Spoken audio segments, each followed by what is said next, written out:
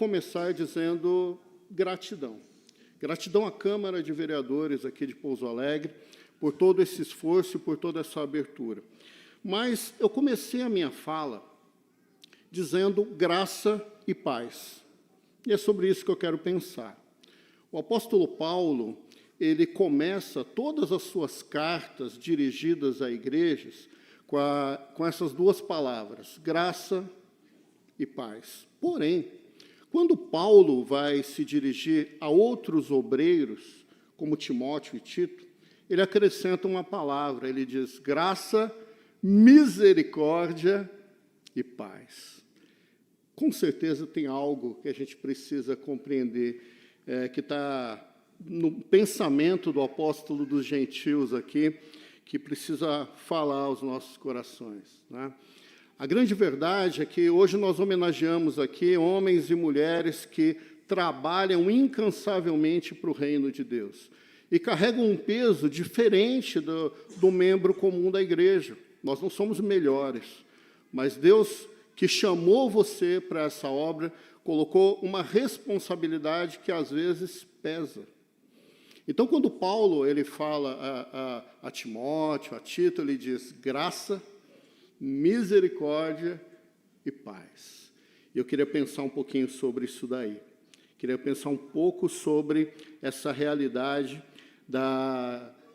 do ser evangélico e quanto nós lutamos até hoje, quanto nós precisamos lutar ainda mais. O nome desse evento aqui, da lei que foi aprovada, é Dia Municipal dos Evangélicos, da pastora evangélica e do pastor evangélico, né? Ou seja, nós abrangemos aqui todas as correntes, todos os pensamentos, né? Todos aqueles que se intitulam como evangélicos. Porque a verdade é que, me dirigindo aqui ao nosso povo, nós somos homens, mulheres, jovens, crianças, que muitas vezes pensam um pouco diferente um do outro. Nós somos de denominações diferentes. Às vezes, o nosso estilo de culto é um pouco diferente um do outro. Mas quando nós fechamos os nossos olhos para orar, e nós buscamos a presença do nosso Pai Celestial, vem diante de nós uma coisa que nos une. Todos nós, absolutamente todos, um por um, que está aqui nessa noite, somos chamados para ser sal, somos chamados para ser luz, na certeza de que fomos lavados, remidos no sangue do Cordeiro e somos filhos do mesmo Pai Celestial que nos abençoa, que nos escolhe e que nos preserva. Então, somos um só povo, um só povo. Então, nesse dia aqui, nós precisamos entender como isso é importante, como é importante. Essa casa, a Câmara dos Vereadores, ela tem honrado a nossa Constituição de 1988, principalmente no seu artigo 5º, incisos 6 e 8, quando trata da liberdade religiosa. O nosso país ele não é um país que despreza a religiosidade.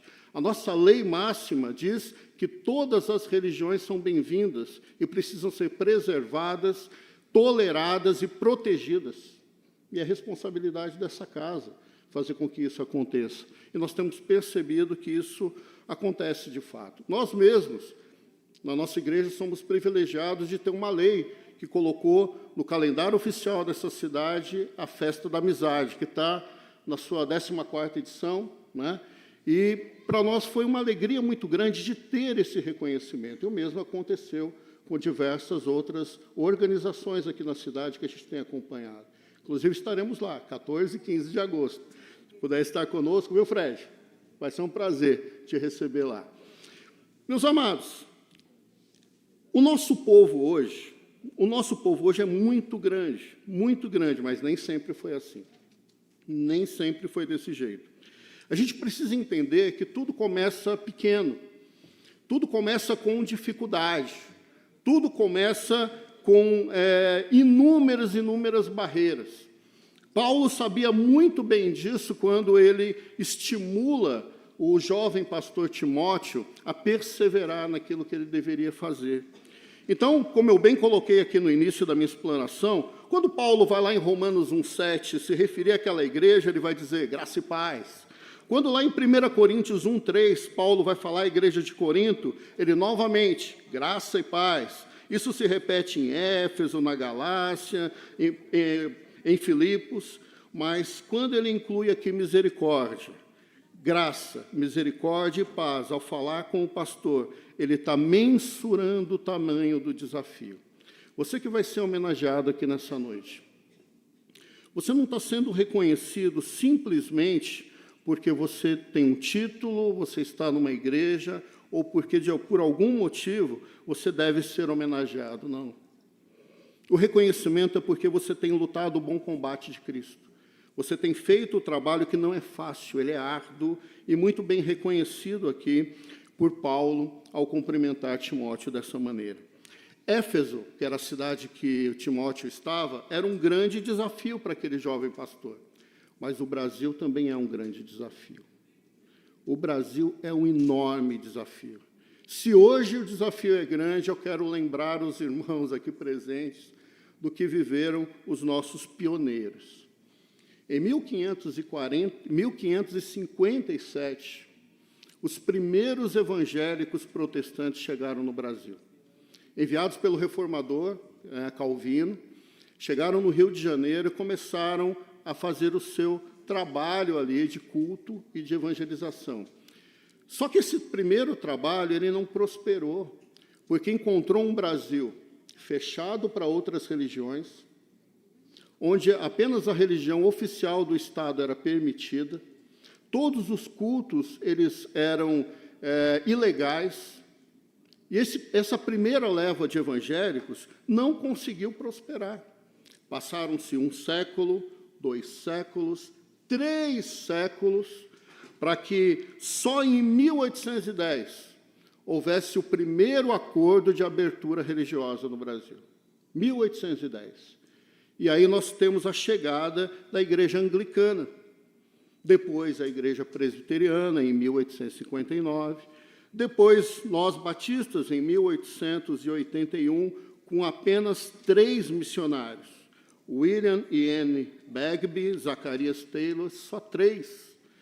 Logo um pouco depois, em 1910, chegaram os primeiros 2 missionários da Assembleia de Deus, 2. Eu estava assistindo o vídeo e eu percebi o nosso irmão aqui da Assembleia de Deus Madureira dizendo que aqui na cidade eles têm 9 igrejas, aqui na cidade, mas tudo começou com 2 missionários, 2, que começaram o trabalho da Assembleia de Deus no Brasil. E eles começaram o seu trabalho ali. Sabe quantos evangélicos nós éramos em 1830, meus amados? Apenas 2% da população. 2. Significa que nós, se fosse hoje, nós seríamos contados como aquelas religiões que quase nem aparecem no gráfico. 2%. Mas eu fico imaginando aqueles missionários orando ao Senhor, buscando a face de Deus diante do desafio chamado Brasil e ouvindo a voz de Paulo dizendo assim: graça, misericórdia e paz da parte do nosso Pai e de Cristo Jesus, o nosso Senhor. Ou seja, você não está sozinho. Esse trabalho não é de vocês, esse trabalho é de Deus, né? E passaram-se, depois disso, 200 anos, né? Então, hoje nós temos uma outra realidade. O censo que foi publicado em 2025, que na verdade é de 2022, ele diz que nós somos 26,9% da população. Praticamente 30%.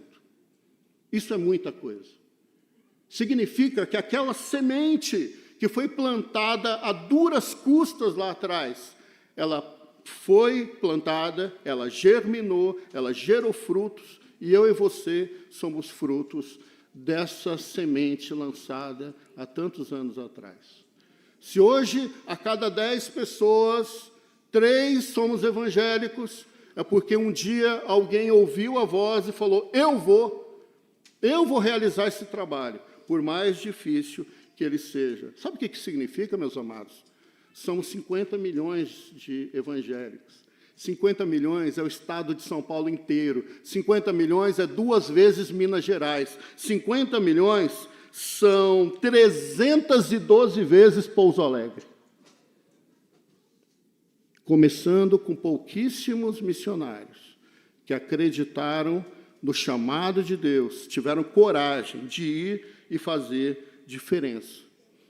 Então, eu quero caminhar para a minha conclusão, dizendo que nós precisamos ter sempre isso em mente, que a graça de Deus, ela é necessária na nossa vida e no nosso trabalho diário.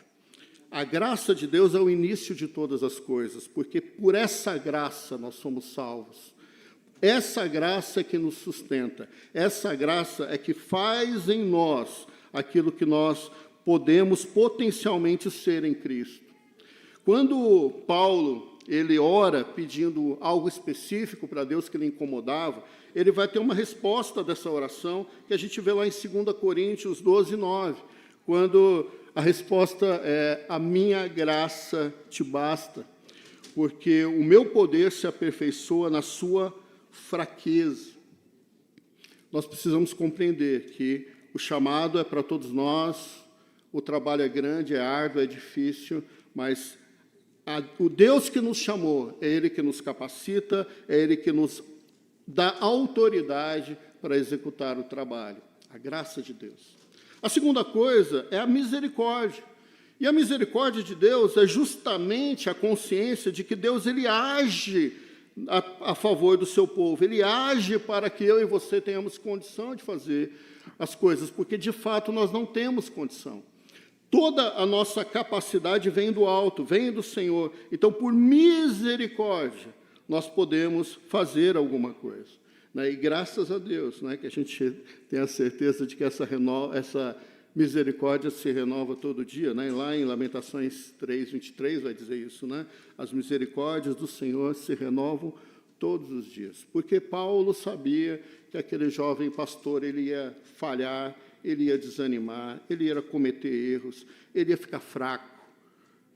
Mas o mesmo Paulo sabia que as misericórdias do Senhor se renovariam na vida daquele homem, para que ele pudesse fazer de Éfeso um lugar temente e quebrantado e jogado aos pés do Senhor. Eu termino falando de que nada disso tem sentido se a paz do Senhor não alcançar o nosso coração e se a nossa mensagem não for uma mensagem que leva a paz de Deus para aquele que está distante, caído e totalmente desligado do nosso Pai. Então, o desafio é muito grande para nós, mas nós também, infelizmente, não somos preparados para ele. O desafio é grande, não somos preparados para ele, mas a graça que nos alcançou, é ela que nos autoriza e é ela que nos sustenta. A paz de Deus conforta o nosso coração, mesmo no meio da adversidade. E as misericórdias do Senhor me lembram que eu não sou perfeito, mas Ele é que faz através da minha vida. Então, que Deus abençoe a todos. Você que é pastor, pastora, líder, entenda que esse legado que foi construído com muito suor, com muito sacrifício, com vidas entregues literalmente, chegou até nós e, apesar de vivermos hoje um momento muito mais fácil do que viver os pioneiros da nossa fé, nós somos herdeiros deles. E nós não podemos ser herdeiros apenas daquilo que é confortável para nós. Nós precisamos lembrar o quanto eles tiveram fé, o quanto foram perseverantes e o quanto eles lutaram para que hoje nós pudéssemos ter a respeitabilidade que o povo evangélico tem. Que Deus abençoe a todos.